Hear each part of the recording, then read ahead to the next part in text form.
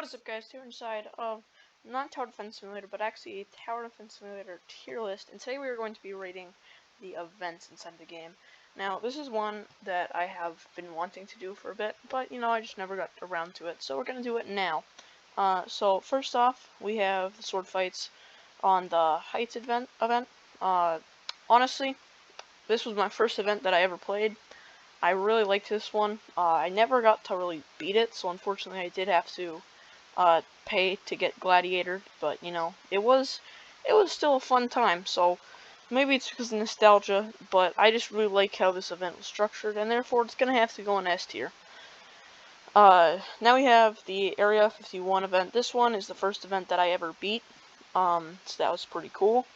Overall, it's kind of sad that Commando got nerfed so much. I kind of hope that eventually, sometime, the developers make it so that Commando's actually viable again. But back when this event first came out, Commando was overpowered so much. It was basically one of the best towers in the game, up there with Outlaw and Minigunner. So, honestly, that may sound like I would give it another S, but there were some flaws with this event.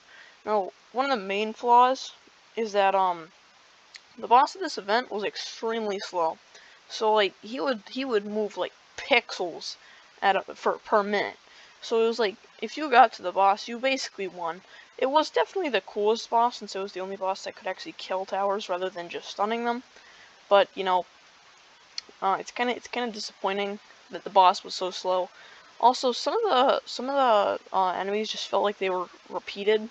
Like for example, the raiders on the last few waves, like the two different variants were basically just copies of each other, so there wasn't too much inspiration there. Some of the physics didn't make sense, but then again, it's a 2019 event. You can't really expect there to be amazing physics, especially since the game just like started out then. So overall, I'm gonna say that the Area 51 event was a B tier. It was good, but it had its flaws. Now, the Halloween 2019 event, this is the only event in Tower Defense Simulator that I actually have never played before. So unfortunately, I can't rank this one. But luckily, it's the only one that I've never played, so I can rank the rest of them. We have the Winter 2019 one. This one also gives me a lot of nostalgia. I remember just like not having anything to do, and I was like, oh yeah, TDS updated, new event, nice. So yeah. Frost Blaster is also one of my favorite towers in the game. Another tower that I want the developers to buff, so I'm hoping that they do that soon. But unfortunately, with the way that it's looking with Commando and Frost Blaster, sadly it seems like they are not going to be buffed for a while, but that's unfortunate. This one is one of the events that, just like the sword fight on the Heights event, this one I actually didn't beat. So that's unfortunate. I did get the Archer Tower from this one, though, so I didn't have to pay to win for that, but I did have to pay to win for Frost Blaster. So, overall, I say that this event was one of the better ones.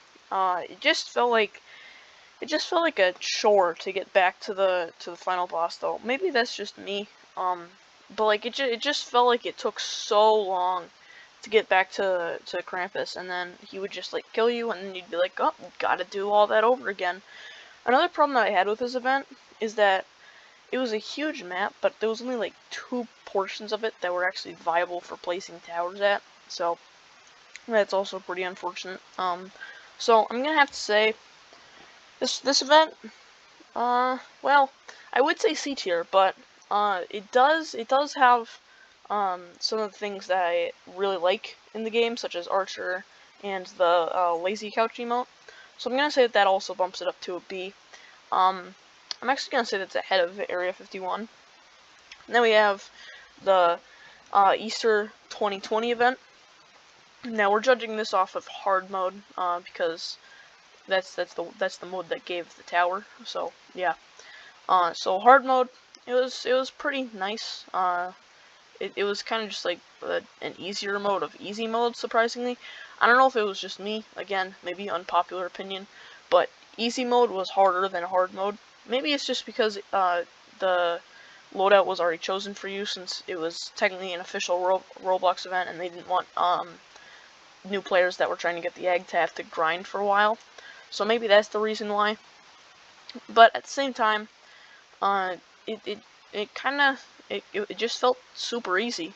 Like I walked in here with literally no strategy and beat it first try, and then like I played the event like 50 times, and only like 2 times I lost, even though we weren't using strategy, because the event was just really that easy.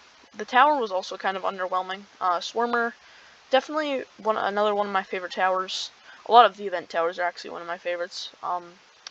But it just felt weird to have like a tower that shoots bees in the game. It doesn't really just fit in, so it was kind of awkward.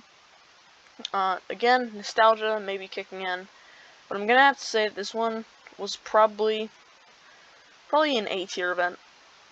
Again, just like Area 51, it had its flaws, but you know it wasn't that bad after all.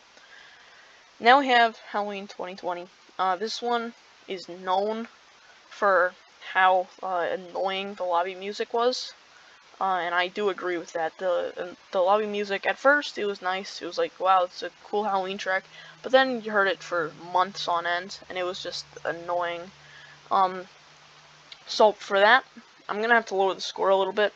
The event itself, it wasn't terrible. The thing that ruined it for me is how much grinding you had to do to get all of the skin crates.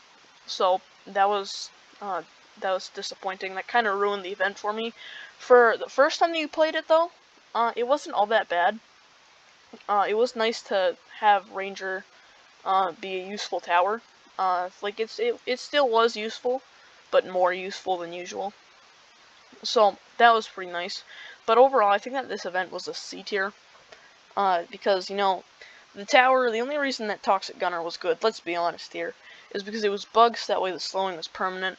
If they just immediately fixed it, Toxic Gunner would have been terrible. So, yeah, C tier event.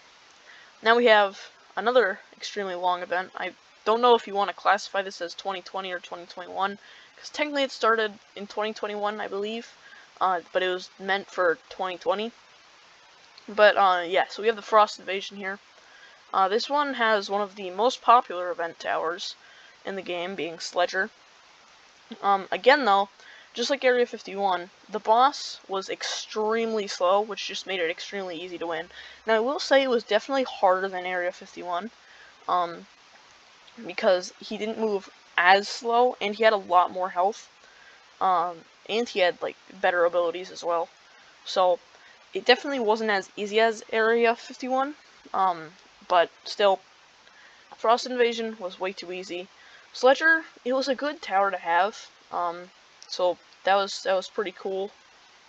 But like, you beat it once and then you never really had to play it again, because unlike this event right here, the Halloween 2020, you didn't have to grind the event to get the event currency. You could just play normal games.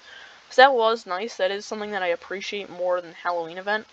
However, I do think that they, personally, I think that they should have done like a winter 2019, where they made it so that way by playing the event you could get currencies to unlock different things in like an event shop, rather than just having an extremely long battle pass. Because this one, you could play the event and get the tower while getting a bunch of these. So like by the time that you got the tower, understood how the event works, you'd already have everything in the shop. Whereas the Halloween one, you would understand how the event works, or have the tower, and you'd only be at like level 2 out of 15. So that was kind of disappointing.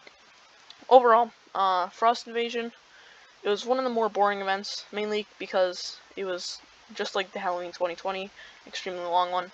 I'm gonna say it's better than Halloween 2020, but still not as good as Area 51, so C tier. Now we got the Solar Eclipse event. So the Solar Eclipse event, it was pretty interesting. It was 4 different events combined into one, actually. So that was a cool concept. I like how they, like, made everything fit together on a timeline, so that was pretty cool. Also, some of the bosses there were extremely cool. Like, I appreciated how Jax was like a full-on boss. He definitely did get nerfed a lot. Like, for example, he used to have 50,000 health, I believe, and then in the event he only had 5,000. But his abilities were much cooler, and it made him feel like more of a villain than just spam from Hidden Wave. So yeah, that was pretty interesting. It was also pretty nice to see him come back from Halloween 2019. That's the one thing I know about this event. So yeah, that was pretty cool. For night 2, we had the Swamp Monster. That was based off another another enemy inside this event. So that's also pretty cool. Night 3 and Night 4, we had 2 fully new bosses. Night 3, kind of forgettable in my opinion. Same thing with Night 2. But Night 4 and Night 1, definitely amazingly good. So again, I wouldn't say this is Sword Fight on the Heights tier, but I definitely think that this is high A tier. Possibly low S, because this event really was that good. Executioner did feel like an amazing tower for this. It was amazing and fun to abuse the bug with the Executioner at the time, but even without the bug, it is just a really fun tower to use, and I appreciate how they gave us the skin on the thumbnail of the game as well, if you actually beat the event rather than just paying to win. So that was really cool. So I'm going to say low S. And then we have the last one on this tier list. Technically there's one more, but it's not on this tier list, so I'll just have to manually rank it. We have the Duck Hunt event. And the Duck Hunt event, it was kind of a different event. It was the first event, I believe, that actually had like a circular map. So that was pretty interesting. It was also the first time that there was an enemy that couldn't kill you, being the Pengu guy. So this event was pretty interesting, but again, kind of like the Frost Invasion and Area 51 and Easter 2020. It just was way too easy. It just felt like you walk in there, you don't even need a strat, and you just win. It's like if it's a TDS event, it should require some form of strategy. But like Duck Hunt, you literally could just place down random towers, and for the most part, you would win. So that is going to knock him some points. It's cool to see that Ducky Doom returned from the previous Easter event, though. So that was pretty cool. But overall, I'm gonna have to say that Duck Hunt was a low B tier. And then we have the last one. It's not on this tier list, but we have the Violent Night event, or also known as the 2020 to 2023 winter event. That event, it was nice. It was kind of like Duck Hunt, where it was circular.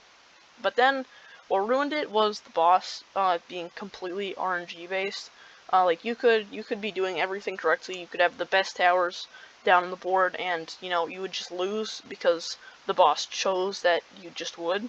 So it was very repetitive to keep having to play the event just for a chance to get Elf Camp. But it definitely was worth it in the end. I'm glad that allegedly, I didn't really check because I didn't want to play the event again after winning it finally. But allegedly, they did reduce the RNG necessary to win. So that is pretty nice. But if we're going off initial release, then I'd have to say that the Violent Night event was probably right behind Area 51, but ahead of Duck Hunt. Like it was a good event. The tower was good. It looked really well, but the last wave being completely RNG kind of just ruined the event for me. But that is going to be it for this video. If you guys enjoyed it, make sure to leave a like, subscribe to the channel, or if you want to see some more tier list videos, make sure to subscribe as well. If you guys have your own tier list of this, let me know down below in the comments. And everybody, peace out.